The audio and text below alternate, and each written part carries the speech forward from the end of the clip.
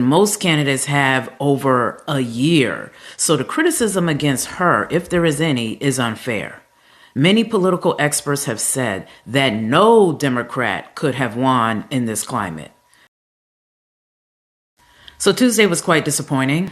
Kamala Harris, the most qualified and forward-thinking candidate, lost to arguably one of the most dangerous former presidents of our time.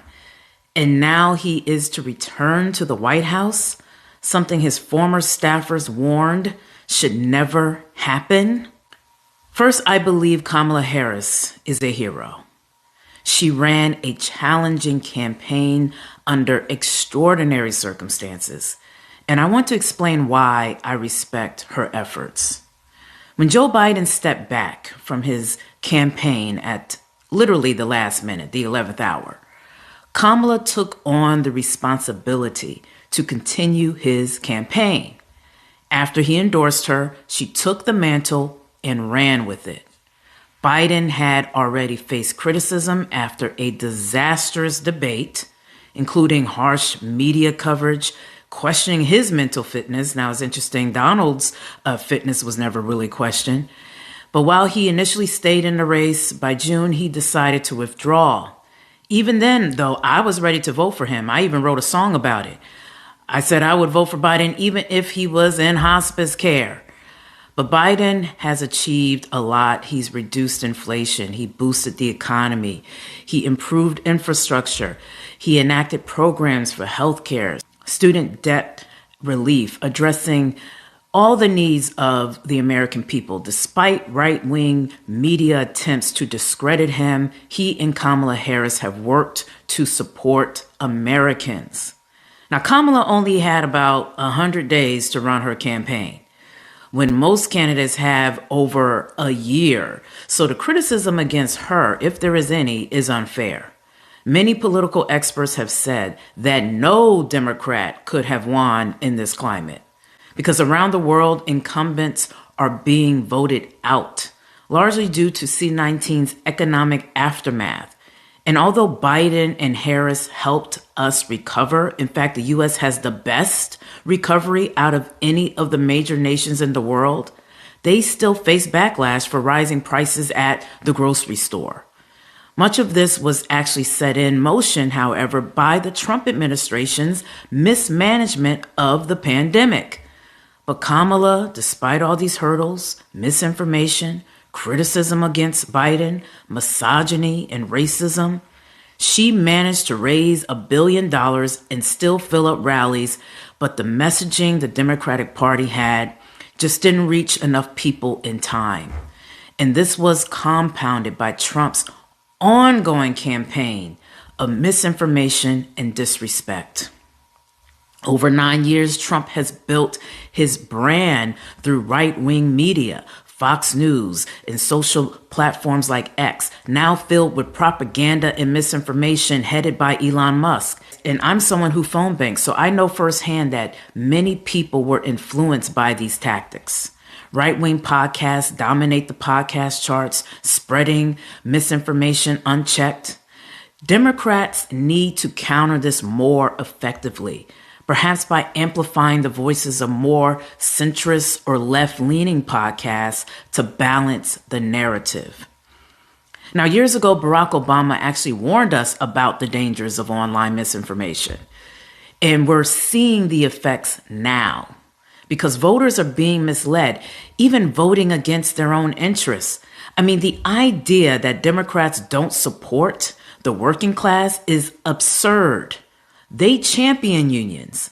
They support overtime pay and advocate for striking rights. But while the opposition openly resists these things, many voters misunderstand tariffs, believing they make foreign countries pay, when in reality, we bear the costs because the businesses who are dealing with the foreign countries pass on the increased costs to us. Yet they still vote for policies that hurt them. And misogyny and racism have also been factors in this race. And this is nothing new in American politics or in America in general. Because look at Trump's infamous rallies, like the one at Madison Square Garden. They were filled with both. This was part of his strategy. Now, Dr. Jason Johnson, a professor at Morgan State, a contributor at MSNBC and CNN, he had a recent talk where he emphasized that no Democrat could have won this election because the country is in a cyclical pattern of racism and regression. Looking back, we see this trend repeatedly. After Reconstruction, Jim Crow laws emerged. Then the Civil Rights Movement brought progress, only for the Southern strategy and mass incarceration to follow. Now, after Obama's presidency, we're seeing a similar cycle of regression, with Trump's rise pushing forward Project 2025, what some call Jim Crow 3.0, designed to limit the rights of marginalized groups. Now, let me break down more specifically what Dr. Johnson said about this cyclical trend. Johnson went back to the 1820s, to the 1860s, and how that was a very dark time for African Americans in this country. Now, of course, it was dark because our ancestors were enslaved, right? But it was also dark because it was an extremely violent time for our ancestors. And then progress happened. The Emancipation Proclamation. The enslaved became free. Then Reconstruction happened, and during Reconstruction, you had HBCUs being founded and built, educating formerly enslaved people. I'm a graduate of an HBCU, Hampton University.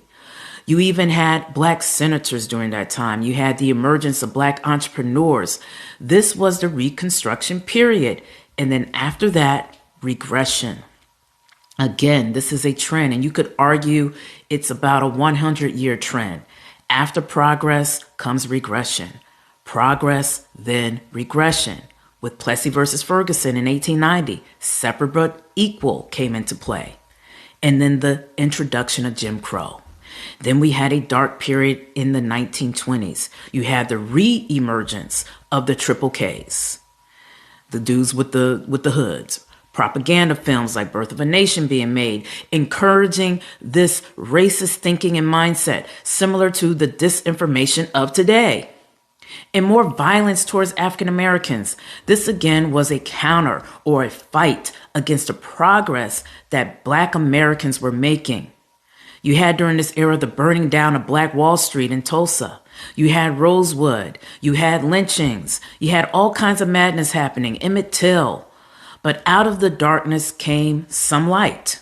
That rough era gave birth to great leaders like Martin Luther King Jr., Malcolm X, Dorothy Height, John Lewis, Thurgood Marshall, who argued before the Supreme Court Brown versus Board of Education, which overturned Plessy versus Ferguson. But even outside of the Civil Rights Movement, you can argue it gave birth to great businessmen like at Motown with Berry Gordy, who saw a way to get out of the terror that African Americans were experiencing during that time. So they created music that gave people joy. So from the 1920s all the way through the 1960s, again, a 40-year period, this appears to be the cycle. This is just what happens.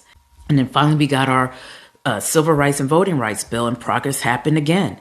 But in response to that progress, the birth of the Southern Strategy by the Republican Party. The Southern Strategy was when Republicans made efforts to make inroads in the South, Operation Dixie, by ending attempts to appeal to African American voters in the northern states and instead appeal to white conservative voters in the South. This brought out the Nixon and Reagan era, which gave birth to mass incarceration that created Black and brown men to go to jail. And many call this the new Jim Crow 2.0. So that's progress and regression. But again, during this era, there was some light. There was some Black progress, the emergence of more Black political leaders, entertainers, and Black professionals. I mean, I personally know of people who were extremely successful from the 1960s all the way to the 2000s. And then came the Obama era. Major progress in America. We all remember that.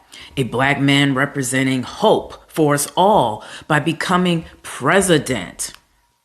But even with that, the trend continues. Progress, then regression. Supremacy responds and has a fear of the browning of America. This fear is consistent. So after Obama, Trump rises. 100 years after the very dark 1920s, we are now in the 2020s. And Trump keeps rising. And he is even heavier on that Southern strategy. Because we have Project 2025, Jim Crow 3.0 is being introduced to keep Black folks down. But not only Black folks down, the LGBTQ plus community will be down. Women will be down. Even those who voted for him, they will be down. Hispanic immigrants will be down. Pretty much anyone who is not a rich white male may be impacted. The Southern strategy is on 10 right now. Again, using the white Southern working class to vote against their own interests. And this is just a trend. And unfortunately, America falls for this trend over and over. Progress and then regression. And again, as Dr. Johnson said, Kamala was not going to win because of this cycle. And she tried to warn you, don't regress. What did she say? She said, we are not going back. Well, we went back. So because of this cycle, it's not surprising that Kamala Harris faced obstacles. And despite these, she made strides, even improving her support actually among some white voters. With only 100 days, she just didn't have the time, however, to make significant headway with that. But Black women increased their support for her, and Black men's support remained steady. Now, Latino men showed the largest shift toward Trump, likely due to identity complexities within the Latino community. Because look, they are not a monolith. Some actually consider themselves to be white. And while some people voted for a man with a track record of racism, sexism, and he has criminal indictments, Black voters still largely recognize the threat he poses. Now, America, as history shows, often chooses to uphold supremacy. But Kamala Harris can't again be faulted for this. She is exceptional. She's a former DA, an attorney general, the second Black woman senator, the first woman vice president, and she nearly became a president. She is a trailblazer. She will be in the history books. Now, voter apathy, too, has grown over the years. As Reese Colbert and Roland Martin has pointed out, approximately 15 million fewer people voted in this election versus in 2020. Now, while turnout rose in 2020 due to C-19, that was an anomaly, according to Dr. Johnson. Now, people are less engaged. We are outside, as they say. People are misinformed, or they are discouraged, or they have disinformation. In fact, Trump's dissuasion tactics were rampant, from running misleading ads to spreading false narratives, and Democrats arguably failed to counter them effectively, and some people just fell for it. So unfortunately, we may face the consequences of Trumpism for decades. Since Trump has won, he'll unfortunately likely select more Supreme Court justices, furthering his agenda. And at the time of this video, it is looking like the Republicans may have complete control of Congress. Now, Project 2025 could impact generations, but as Dr. Johnson advised, don't let this take away your joy. Dark times always bring forth new leaders. I echo Karen Hunter's sentiment with that. Karen is a radio host and professor. She said that leaders will emerge to guide us. But thank you, Kamala Harris, one of our leaders of today, for your service and for fighting to protect democracy, women's rights, and for the American people. She stood by her values, reminding us that the fight continues. Now, we may have lost this battle, but we have not lost the war, as she said.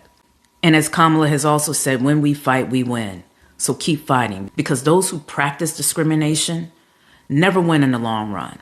And I'll end with this quote from Bernard Shaw, a great anchor. He said, "Every generation has their time." Well, this is our time. This is your time. So let's fight on. Let's lead.